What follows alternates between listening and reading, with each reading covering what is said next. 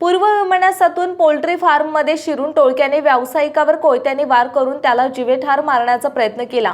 ही घटना लोणी काळभोर मधील वडाळे वस्तीत सोमवारी दुपारी 4 वाजता घडली। याबाबत विजय काळभोर यांनी लोणी काळभोर पोलीस ठाण्यात फिर्याद दिली।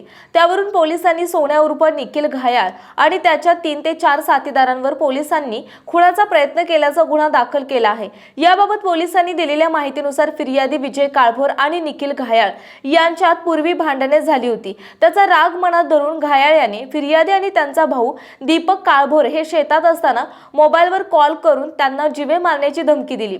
त्यानंतर फिर्यादी हे शेतातील पोल्ट्री फार्मवर आले तेव्हा मोटरसायकलवरून सोन्या घायाळ आणि त्याचे 3 ते 4 साथीदार आले। त्यांनी विजय काळभोर यांच्या डोक्यात कोयत्याने वार करून गंभीर जखमी केले।